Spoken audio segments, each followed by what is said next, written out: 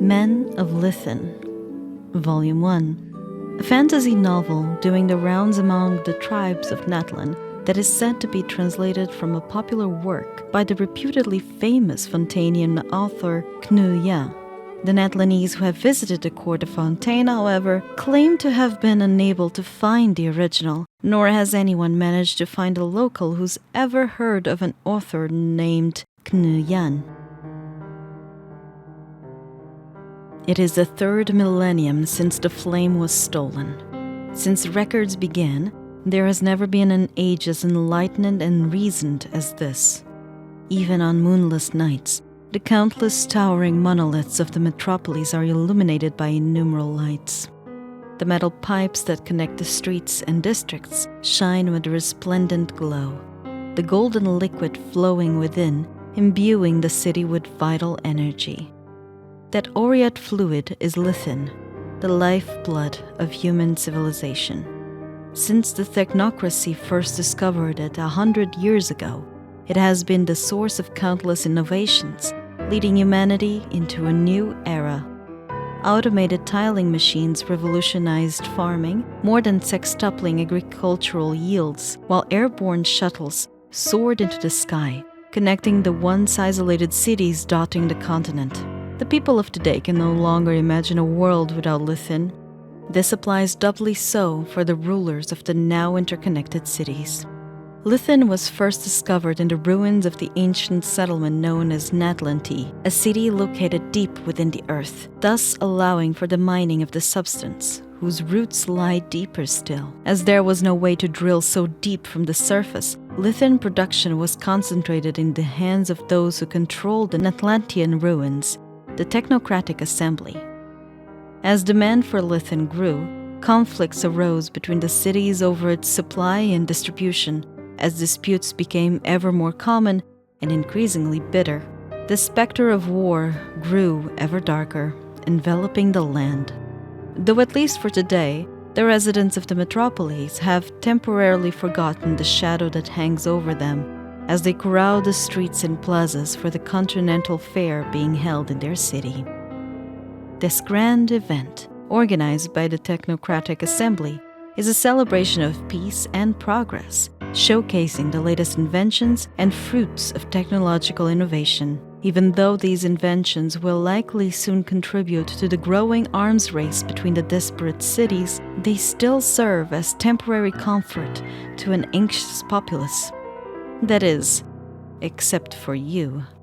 You feel no interest in the novel playthings on show, or the crowd who gather to gawk at them.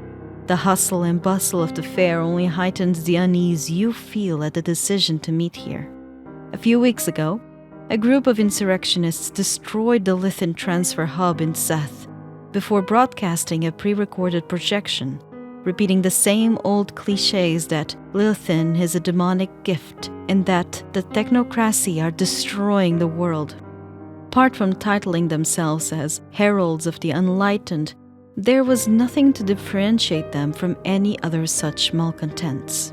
However, the ruler of Seth declared that the insurrectionists had acted at the instigation of top figures within the metropolis in hopes of provoking war between the two cities, even going so far as to provide evidence showing that each one was a metropolitan citizen. In order to clear their name and defuse the situation, the metropolitan authorities requested the Technocratic Assembly's intervention, and it is to this end that you are here, pursuing an investigation. My apologies, Mr. Detective, to have kept you waiting. This exhibition really is wonderful. It's been hard to tear myself away. Just as you are pondering the connection between these events, a short, rotund gentleman hails you from behind. It would appear that this is Akra, the agent the Technocratic Assembly has sent to aid you in your investigation. You can dispose of the formalities, Akra. Let's start with what we each know. Volume 2. If you hadn't seen it with your own eyes, you would never have believed that this prosperous metropolis yet harbored the remnants of such benighted age. After days of investigation, you and Akra finally locate the insurrectionists known as the Unenlightened, hiding out in a decrepit church in the shadow of a hulking bridge.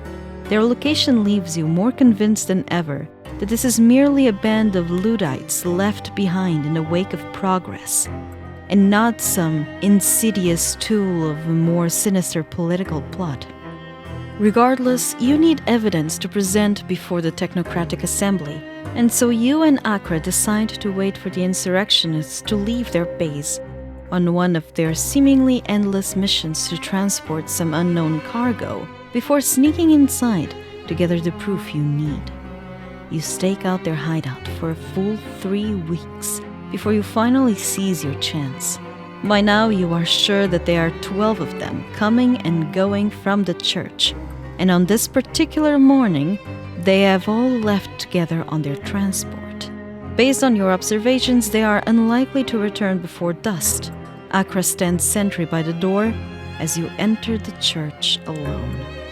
The long and winding corridor is filled with a sickly scent, reminiscent of formaldehyde. You grope about in the dark until you finally find the exit. Perhaps because it is lit by archaic oil lamps, the inside of the church appears much larger than expected. In the dim light, you can just about make out stacks of strange metal vats along the walls. It must be these that the group has been transporting away. You approach the vats carefully, noticing that each one has a label stuck to it, all of them displaying the single word: ignorance. Perhaps this has something to do with some ancient religion, you think to yourself. Just as you are preparing to pick up one of the vats and take it with you to investigate, a pair of cold hands clamp down on your shoulders. Darn it! You and Akra had diligently staked out the church for 3 weeks, and only 12 people had entered or exited in all the time you were watching. Either this one had never left, or there was another exit you didn't know about. In your panic, you kick open one of the metal vats. The stench of formaldehyde, the very same you detected while entering, is overpowering. The pungent smell helps clear your head a little, and you finally see the man who has accosted you from behind. His face could charitably be described as human, but where his eyes should be, there are only 2 empty sockets set amidst twisted features. "Did you see it? Did you see it?" he screams, thrusting out his thick arms and grasping at the air around him. He is clearly blind. Perhaps this is the reason you haven't seen him venture outside. Once you realize he can't see you, you quickly move back to the entrance of the room and stumbled out through the dark corridor outside. Hey, detective, what's going on?" "Hey, careful! What are you running for?" Through your fear and confusion, you hear your companion's voice, followed by a flurry of hurried footsteps as he quickly rushes over to your side. Your mission has not gone smoothly, yet you still have something to show for it. At the very least, you managed to take one of those strange vats with you as you fled. With this realization in mind, you clamber to your feet. You look up to find a monstrosity gazing back at you, an apparition somewhere between a skeleton and a machine. Its face is sunken, a pair of lifeless, hollow eyes boring into you. And then a cold voice. "You saw it, didn't you? Unenlightened one."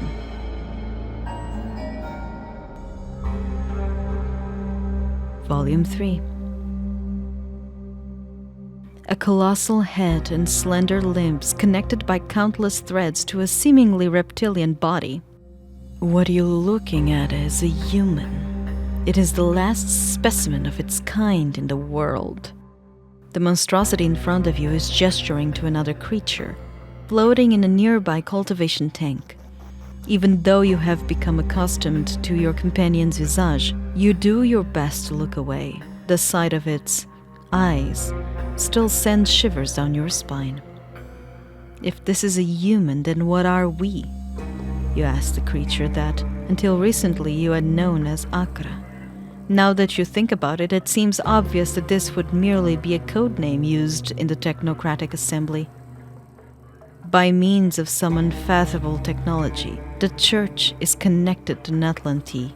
Perhaps every city has just such a place, somewhere, to connect them in the dark. You? If you mean those that dwell on the surface, bugs, beetles, little gray men, we have had many names for them through the ages. But whatever you choose to call them, they are creatures we designed. Their biological functions are in perfect contrast to our own. The environment in which we thrive is deathly toxic to them, and vice versa. It is precisely because of this that the degradation they cause is vital to recreating a world suited to our existence.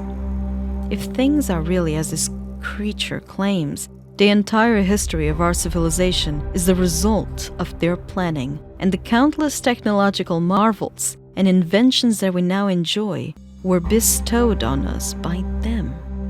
They have always been right here beside us, and yet we never saw them. In their words, this is because of a gland in our brains that secretes a gaseous substance called the fog of reason, preventing us from perceiving the world as it truly is. The only reason I can perceive this creature's hideous form right now is that I inhaled the gas known as ignorance, a substance that I myself had created in my previous incarnation.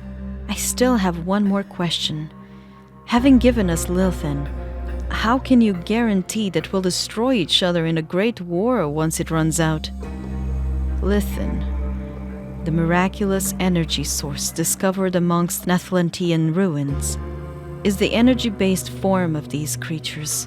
After their civilization had descended into a large-scale war that covered the planet in a hazardous substance, the surviving humans decided to transfer their essence into pure energy and store themselves in a biovault deep underground.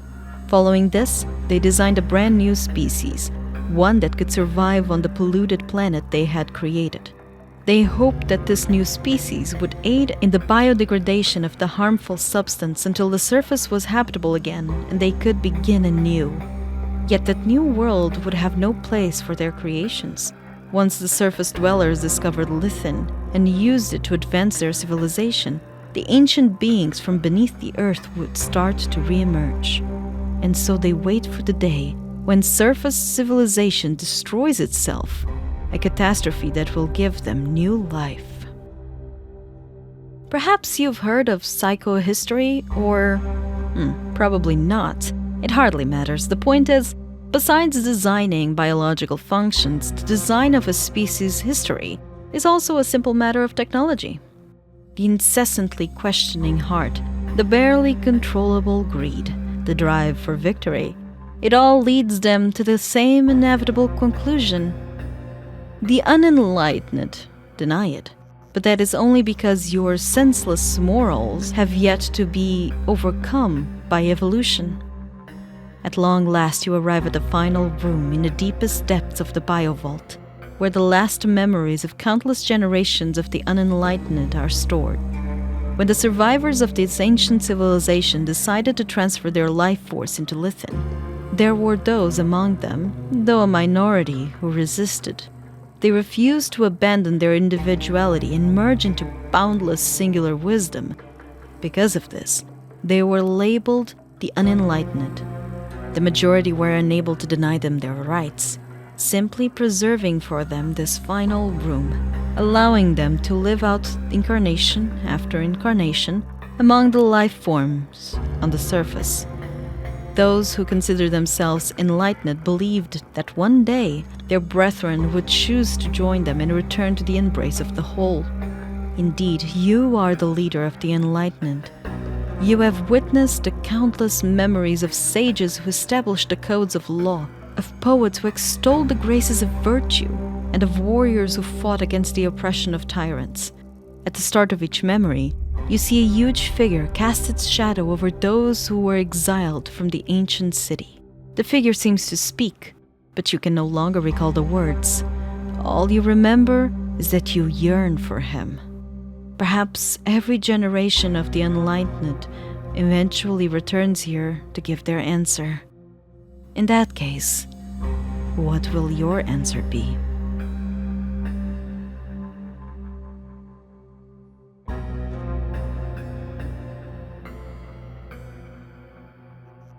Thank you for listening. Check the description for more info on where to find my content, and subscribe so you don't miss my videos.